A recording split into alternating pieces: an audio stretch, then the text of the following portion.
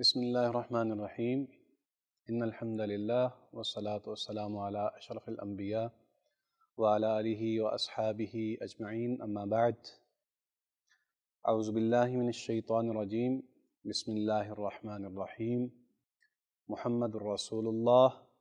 والذین معہ اشداء علی الکفار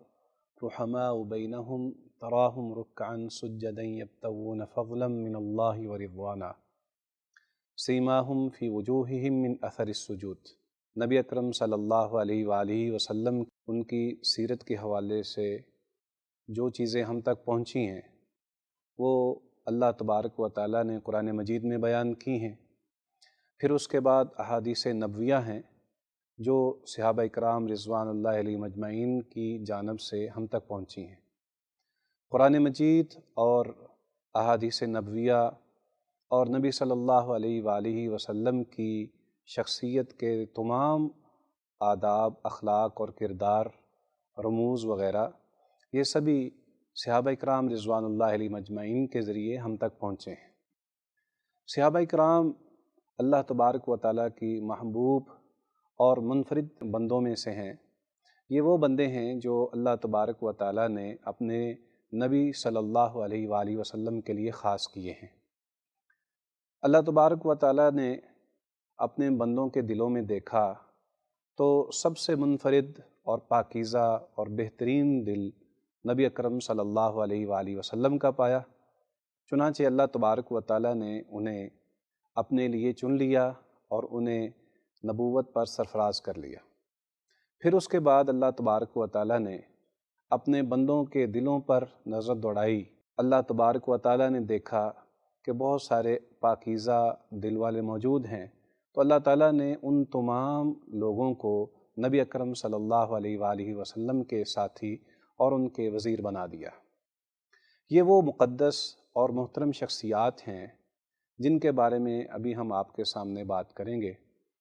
اللہ تبارک و تعالیٰ نے قرآن مجید میں سورہ فتح میں جو آیت نازل فرمائی ہے، میں نے آپ کے سامنے پیش کی ہے، اس میں اللہ تعالیٰ فرماتا ہے محمد الرسول اللہ، محمد اللہ کے رسول ہیں، والذین معہ، اور وہ لوگ جو نبی اکرم صلی اللہ علیہ وآلہ وسلم کے ساتھ ہیں، اشداء علی الکفار، یہ کفار پر بڑے سخت ہیں، رحماء بینہم، لیکن آپس میں یہ بہت ہی محبت کرنے والے ہیں، تراہم رکعا سجدا، آپ انہیں دیکھیں گے کہ یہ رکوع بھی کرتے ہیں اور سجدے بھی کرتے ہیں، یبتغون فضلا من اللہ ورضوانا، یہ اللہ کے فضل کے متلاشی بھی ہیں اور اس کے رضامندی کے تلاش میں رہتے ہیں۔ اس آیت کریمہ میں اللہ تبارک و تعالیٰ نے صحابہ اکرام رضوان اللہ علیہم اجمعین کی فضیلت کو بیان کیا ہے۔ اللہ تبارک و تعالیٰ ان کی فضیلت کے حوالے سے جو یہاں پہ ذکر فرما رہا ہے وہ یہ ہے کہ یہ وہ لوگ ہیں جو نبی صلی اللہ علیہ وسلم کے ساتھی ہیں، اور پھر ایمان اور اخلاص اسی آیت کے اندر صحابہ کے حوالے سے ہمیں ملتا ہے کہ اللہ تبارک و تعالیٰ ان کے صحابہ اکرام رضوان اللہ علیہم اجمعین کے ایمان کو اور اخلاص کو یہاں پر ذکر فرما رہا ہے۔ اسی طرح تراہم رکعا سجدا یبتغون فضلا من اللہ ورضوانا، ان کی نیکی کسی دنیاوی مقصد کے لیے نہیں ہے، صرف اور صرف مقصد جو ہے وہ اللہ تبارک و تعالیٰ کو راضی کرنا ہے اور اس کے فضل کو تلاش کرنا ہے۔ یہ ایک بہترین طریقہ ہے اور یہی اخلاص اللہ تبارک و تعالیٰ کو مطلوب ہے۔ یہی وجہ ہے کہ اللہ تبارک و تعالیٰ نے ان کے لیے ایک دوسرے مقام پر یہ ارشاد فرمایا ہے، رضی اللہ عنہم ورضوا عنہ، اللہ ان سے راضی ہو گیا اور یہ اللہ سے راضی ہو گئے۔ ہمیں اگر دیکھا جائے تو ہمارے سامنے نبی اکرم صلی اللہ علیہ وآلہ وسلم کی سیرت میں صحابہ اکرام رضوان اللہ علیہم اجمعین کا کردار بڑے خوبصورت انداز سے نظر آتا ہے۔ یہ وہ اشخاص ہیں جن کو اللہ تبارک و تعالیٰ نے چنا ہے۔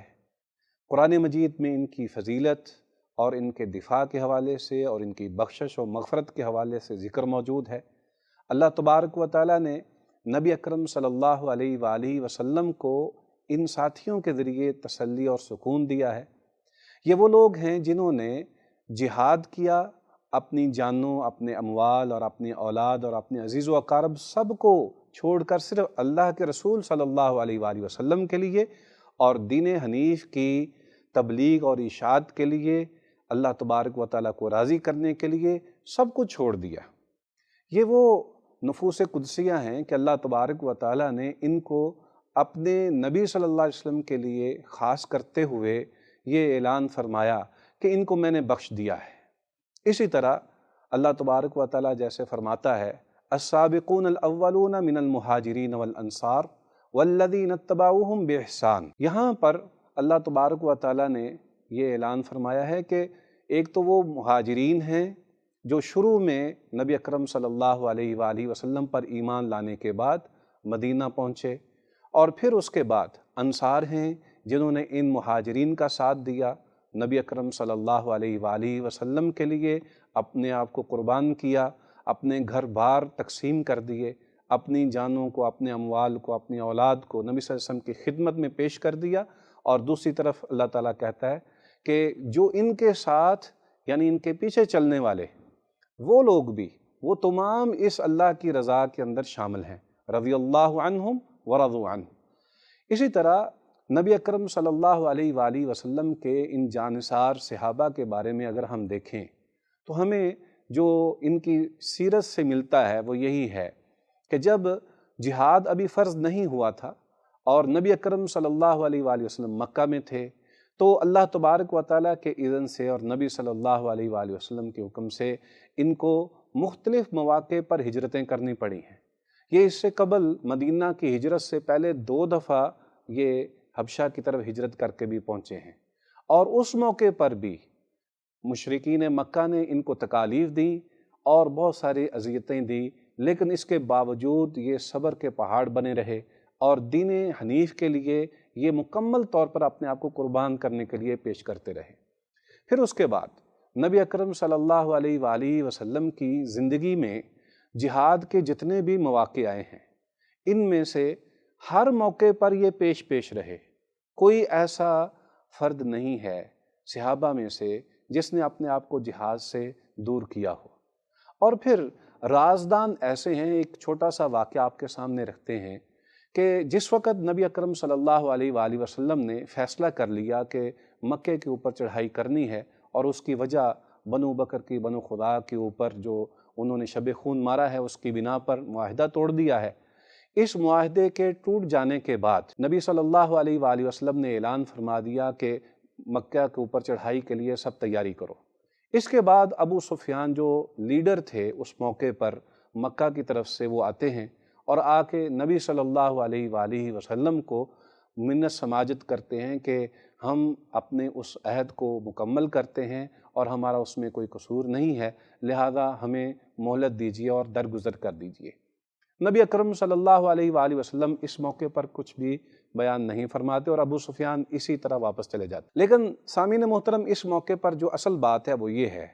اس سے قبل کہ ابو سفیان مدینہ پہنچتے، نبی صلی اللہ علیہ وآلہ وسلم فتح مکہ کے لیے تیاری کا حکم دے چکے تھے۔ اب تمام اہل مدینہ اس بات کو جانتے ہیں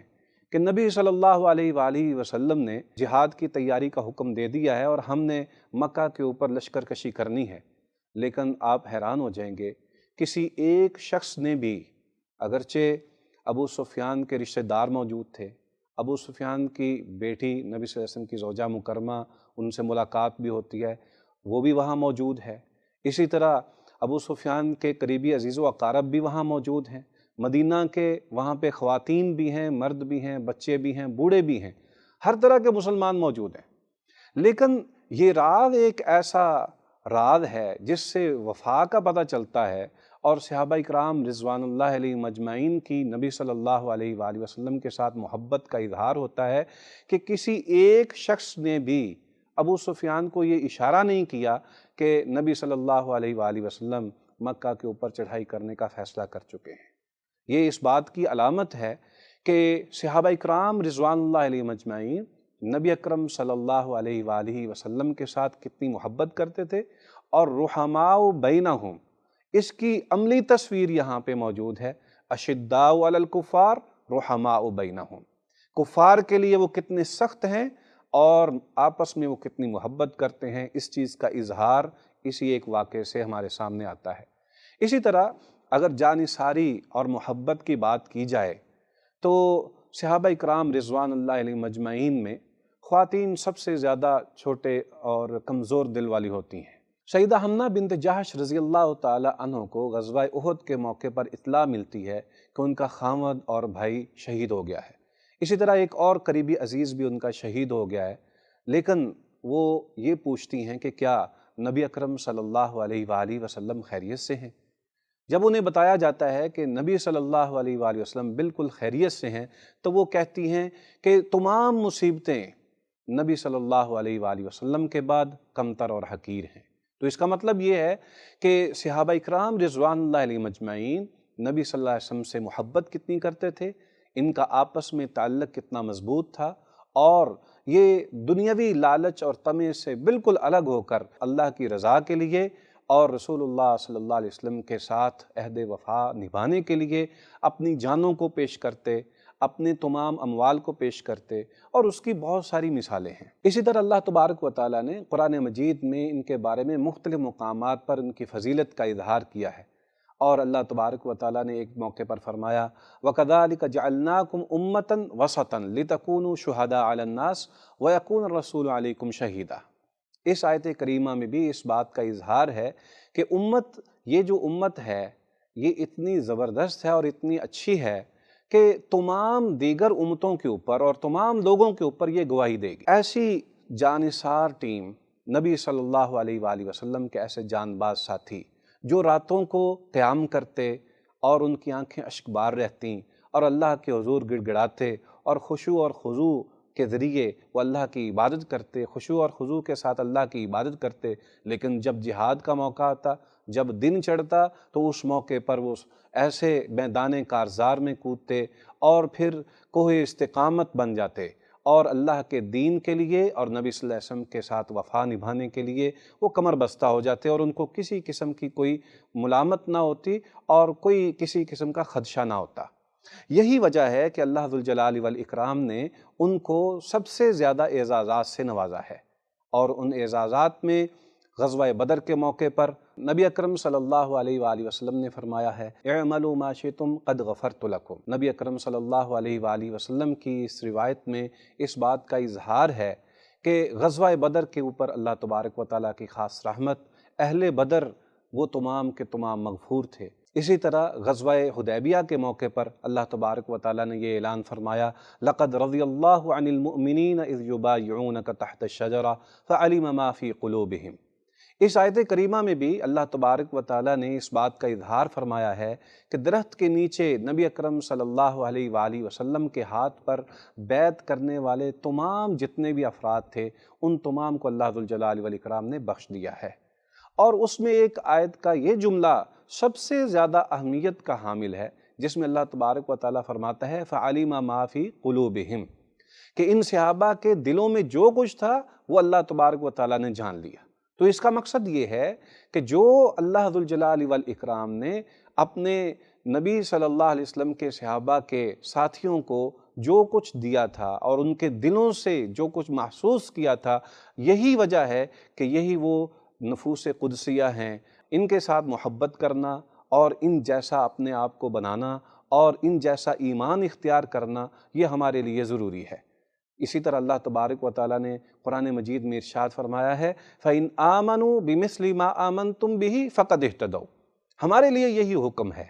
کہ اگر ہم ان صحابہ اکرام رضوان اللہ علیہ مجمعین جیسا ایمان اختیار کریں، جس طرح یہ ایمان لائیں، اسی طرح اگر ہم مسلمان ہو جائیں، اسی طرح ہم ایمان والے ہو جائیں، اسی طرح ہم اللہ ذوالجلال والاکرام کی صحیح طور پر عبادت کر سکیں اور اس کی رضا کے متلاشی ہو جائیں اور اپنی بخشش کے لیے راتوں کو جاگیں اور نوافل ادا کریں اور نبی اکرم صلی اللہ علیہ وآلہ وسلم کی سنت کے اوپر کاربند ہو جائیں اور اپنے اعمال کو سنت نبویہ اور نبی صلی اللہ علیہ وسلم کے کردار کے مطابق اپنے آپ کو ڈھال لیں، تو پھر یہی ہے کہ اللہ تعالیٰ فرماتا ہے فَإِنْ آمَنُوا بِمِثْلِ مَا آمَنْتُمْ بِهِ فَقَدْ اهْتَدَوْا، پھر ہی ہدایت ہے۔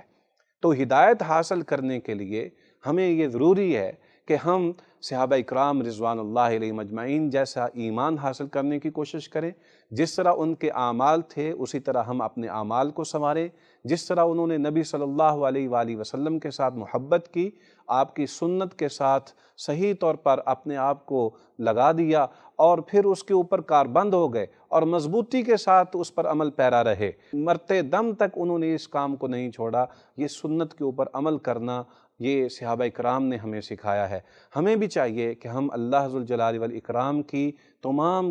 ہمیں بھی چاہیے کہ ہم نبی اکرم صلی اللہ علیہ وآلہ وسلم کے ساتھیوں کے ساتھ محبت کریں، ان کے ساتھ عہد وفا کریں اور ان کے اعزازات کو سمجھنے کی کوشش کریں اور اپنی زبانوں کو ان کے بارے میں روک کر رکھیں، کیونکہ ہمیں یہی حکم ہے۔ ہم اللہ ذوالجلال والاکرام کے حضور یہ دعا کرتے ہیں کہ اللہ ذوالجلال والاکرام ہمیں نبی اکرم صلی اللہ علیہ وآلہ وسلم کے ساتھیوں جیسا کر دے، اللہ تعالی ہمارے ایمان کو بھی اسی طرح کر دے اور ہمارے اعمال کو بھی اسی طرح کر دے۔ سبحان ربک رب العزت عما یصفون وسلام علی المرسلین والحمد للہ رب العالمین۔